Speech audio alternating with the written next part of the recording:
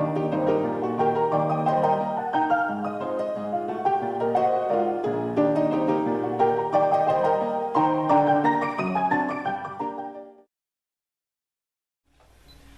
everyone, I'm Sandie La Nae. Welcome to Psychic Creations History Series.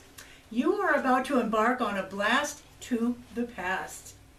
We have a very interesting show for you today, as our guest, who is a seamstress of vintage wear, will be explaining to us about garments made and worn in the late 1800s. Isn't that cool? Oh my gosh. Please welcome to Psychic Creations History Series, Liza McIllwee. Thank you, Sandie. Oh, this is an honor to have you with us. Okay, let's get right into this. First, I'd like to ask you, when did you become interested in the history, and particularly the era of the mid to late 1800s? I have to say it was shortly after moving here to northern Nevada. My father was in the military, so I traveled around growing up. Grew up in Alabama, lived in Germany, Pennsylvania, and Pennsylvania, is rich in U.S. history, Sure. And Germany is obviously a very historic place, and I found it somewhat interesting, but I didn't feel a connection. Okay. It was interesting, but I didn't feel a connection. When I moved here, I felt a connection almost immediately, and I began to root here and became very interested in northern Nevada history. So I have to say that with Nevada, with the American side of Nevada history beginning in the mid 1800s, I think that's why I have that drive, that passion for that era. Sure, exactly. Oh, how wonderful. You like living in Nevada? Absolutely. Oh, awesome. I've been here almost 18 years. And, longest place I've ever lived. I have completely rooted here. Nevada is home to me, for sure. Awesome. Oh, well, I think Nevada is real happy to have you, too. Well, I hope so. All right. When did you become interested in vintage clothing? Essentially, what happened is I began getting interested in Nevada history. And I was working downtown Carson City in 2001, and I saw an event going on, people in costume. And I'm like, oh wow, I want to be a part of that. How can I be a part of that? So I started asking around some of the people that were in that event, and it just kind of, trickled and then became like a snowball effect. It just has just gotten more and more and more. In the beginning, it was just kind of costumey. Then I met some people who were really into being historically accurate. And I'm like, ooh, I think I really want to be that way. Sure. And from there, it just now I keep researching and learning Nice. so that I can perfect my wares to be more historically accurate. Now, granted, I can't be spot on historically accurate because I don't have all the skills that our ancestors had back then. I still have a lot to learn. Plus, I'm often in a hurry. Oh, sure. I just want it to come together, be quick. So, Exactly. as long as it looks good enough, So, and also, it's difficult to find precise materials and such. Oh, well, sure. So, sure. you have to work with what you have, be it materials and skill level, and so, overall. Just coming to this area has brought about this passion for historical fashion. Nice. It rhymes. It's kind of silly, but it really is. Yeah, it is a passion. right. It is a passion of mine. So. Have you always been a seamstress, or did you get interested in that with the vintage clothing? My mother taught me the basics when I was younger. Oh, nice. And I dabbled in some things here and there. Sure. Helped her with my Halloween costumes and such. But it wasn't until I moved here that it just really exploded. And I kind of ran with it. So. Isn't that nice? Yeah. Well, I know Nevada and Carson City especially is very happy that you're here. Now, Liza, if you would, could you please explain to our viewers the type of cloth that was available to those in that era? Absolutely. So through my research, I have discovered that synthetic and artificial fibers didn't really start coming into play until the early 1900s. There were some artificial fibers in the late 1800s, they used wood pulp and cotton to create an artificial fiber, but it really wasn't mass produced for clothing wear. And synthetic fibers really didn't begin production until about the 1920s. So prior to that, it was all natural fibers, be it silk, cotton, linen, wool, or a blend of those. And here I have an example of silk. This is an Italian silk, and actually this here is a Can you see that? synthetic silk. So this would not have been available back then, but I wanted a particular color, and my funds would not allow me to get a color like this. Right. I'm like, well, that'll do. So, you know, that's an example of a finer fabric used typically for evening wear. Oh, However, some of the more wealthier women would have had silk dresses made for day wear just because they could. Oh, sure. Yeah, that's a good point. But you know, silk was a lot more expensive than other fibers. You know, wool is very easy to come by. This is a wool twill fabric. Oh, this green here, and this is actually silk. This is a silk tweed. That is. So beautiful. the fabrics I used on this dress are very historically accurate. Well, it's beautiful. I'm curious, where would one in the Victorian era purchase fabric? That's a good question.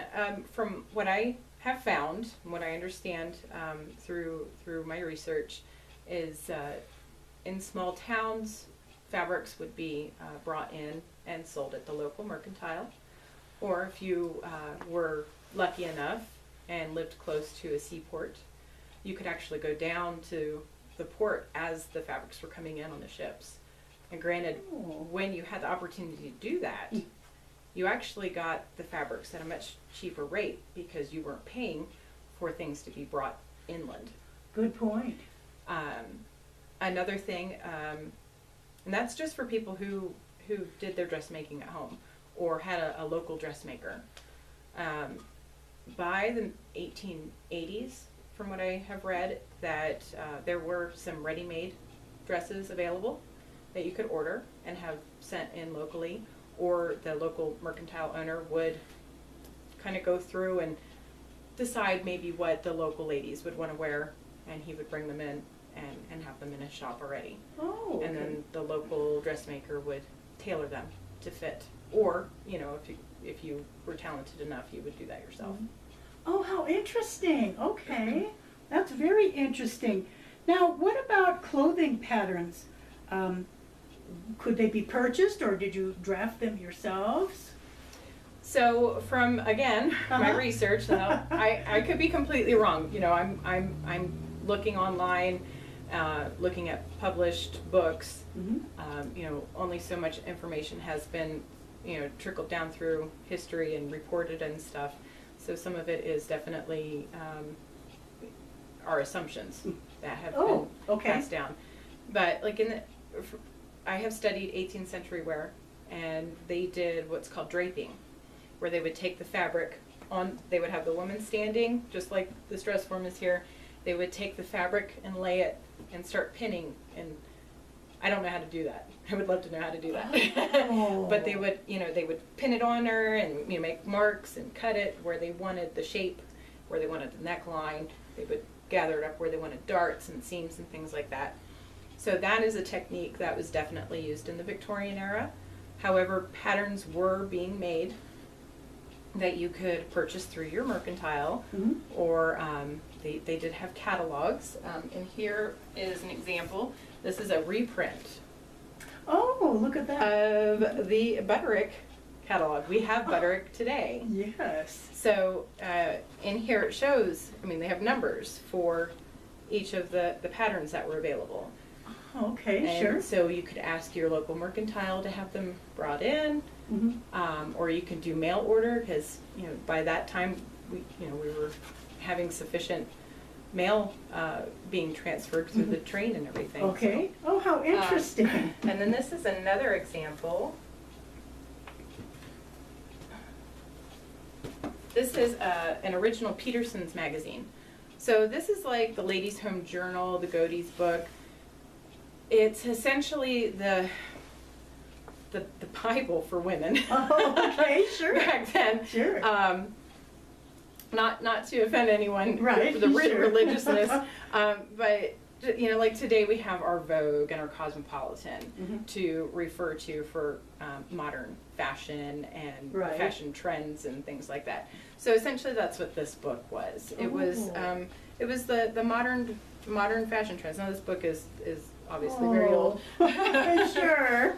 Oh, look at that. But like here, Oh. here is an engraving of the fashion that was being worn. This is 1881. And in these books, now this particular book doesn't have it. It has ways to order. Oh, I see. And order the patterns. But some of the books that are like this would actually have a pattern on the page like this. It would fold out and there would be various different dotted lines, like a dash, dash, dot, dot line would be the bodice. Oh, okay. A dot, dash, dot, dot, dash would be the sleeve. You know, so Okay. it would all be sandwiched in, and you'd have to find the lines and get the pattern pieces that way. Interesting. So I don't know how they did it, but that's what they would do to get their patterns. Oh my gosh, that's a lot of work. You just couldn't go down to your local fabric store and pick Not up. not like today with our ready-made patterns Well, sure. with the various sizes. I mean, it definitely has progressed to be more user-friendly. User-friendly. Yes, that's very true. Now, were a lot of the gowns and clothing made by machine or by hand? It's hard to say. Okay. So from what I could find is that home use of sewing machines began in the 1860s. Oh. But just like with any new invention, the older generation would probably stick with what they know. You know, Good point. So the older generations were still probably doing things by hand, whereas the younger generations were like, "Yay! Yeah. This is going to make it so much easier and faster." You know, Sure. That's a good point. So it's hard to say how much was made by hand versus machine. I would say probably by the 1890s, more things were being made by machine. Whereas in the 1860s, it may have been 50-50 or Okay. 60-40. But I do know, you know, there are a lot of parts to Victorian costume that need to be done by hand. And what is that? Things like making buttonholes, Oh. adding delicate lace trims, things like that. It does require a delicate hand stitch versus trying to feed it through a machine. I see, sure. So. That's very interesting. And like with the gown that you're wearing and the dress that's on the form there, you created both of these outfits? Yes. Okay. How long did it take you to make the dress that's on the form? Well, this has a lot of details, and just to start with, in order to get a bodice to lay nice and smooth here for the closure, they didn't have zippers back then. Right. You know, a zipper would make that perfect, right? Okay. You have to do a series of hook and goodness. eyes, and those are all sewn on by hand. And you can see they're probably only about a ½ an inch between, Okay. and that's how you create that smooth look. So Goodness. all those hook and eyes probably took me 3 hours alone. Is that right? Oh. And then, and just to start with, getting the patterns fitted, that takes several hours. Sure. 'Cause you think you have it right, you've cut it out to your measurements, you put it on, and you find that you're a little too broad or a little too narrow here, so you have to make adjustments in the pattern here. Okay. Or you're a little shorter here or a little longer, so you need to make adjustments there. Oh, So- very time consuming. So developing the pattern itself can take several hours, so you're even ready to get in and start cutting things and Sure. getting it stitched together. The basic construction of a dress takes about 10-15 hours.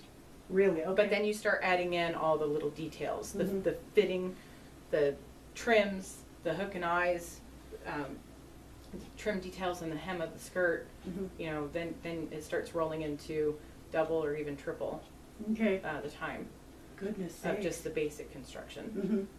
And that outfit that you are wearing now, how long do you think that took you to create?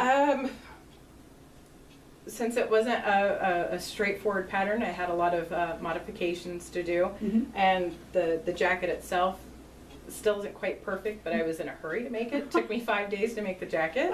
Okay. And I don't know how many hours I was able to put in each of those days. I just remember I was able to throw it together in that many days.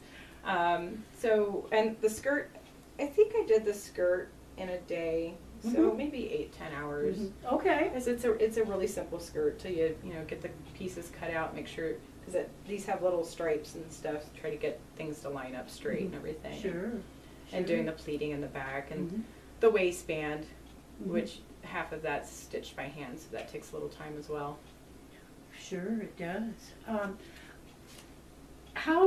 How much material do you think would go into your garment you're wearing, and especially the one that's on the dress form? So if I remember correctly, the teal fabric, I think I had 6 or 7 yards of that. Really? Yeah, and then the green, I think I had 3 or 4. Is that right? Yes. Okay. And a lot of that is in the back. Oh, would you look at that? Plus the train. Goodness To do sakes. all this pleating, Uh-huh. you know, for this butterfly bustle here, and then the underskirt, there's pleating to accommodate the bustle. Okay. So you need to have enough fabric that's going to flow over the bustle. Goodness sakes. And then 1860s dresses with the big hoop crinolines, Oh. easy 8 to 10 yards. Things started becoming more streamlined, and then as you get into later, you know, the 20s, it was really, really streamlined. Right. Then in the 40s, during the war, they were really cutting back on expenditures. So, Sure. you know, they were using synthetic fabrics and you know, really using very minimal amount of fabric, like Right. 3-4 yards for a dress. Isn't that funny? It's from 18 yards to 3 or 4 yards. That's interesting. Very interesting. And you were explaining earlier today, too, that in the 1890s, women went into the work field. They needed a little more comfortable type of gown to wear. Yes, so in the 1890s, that's when we started seeing women becoming bank tellers, secretaries, working in their husband's mercantile. And, you know, they needed to work, but they didn't have to do hard labor, but they still need to be able to move around. So the shoulder seams are starting to come in so that they have more range of movement in their arms. And the separates with the blouse and skirt became more popular. Ease of getting dressed and ease of moving around. What I'm wearing today is an over jacket. I have a blouse underneath. The jacket actually has a little restriction, but I wouldn't be working in this. This would be, you know, on my way to work or on my way home. Or, you know, if I needed to go run an errand in the middle of my job. Then I would put the jacket on for more coverage and just to have a more complete look. Well, it's beautiful. Thank you. Oh, this is so interesting. Well, let's see here. Do you make your own accessories, hats, parasols, purses, etc.? As far as purses go, I have made little reticules. They're just really simple drawstring bags. Okay. But I'm not really fond of them. They're kind of, in my opinion, they're just quick throw together. You know, like if you need something really quick. I find beautiful vintage pieces, antique pieces on eBay or in thrift stores that I tend to like.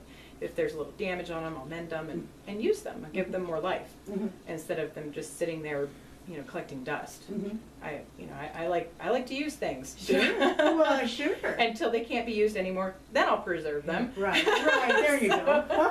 That's a good idea. And then as far as parasols go, I take existing parasols that are kind of cheap and tacky looking, and I will rework them and make them look old. So you can get these tacky lace parasols for like $10-15, and they have a little plastic finale on top. What I've done with one is I took that plastic finale off and I got a wooden one.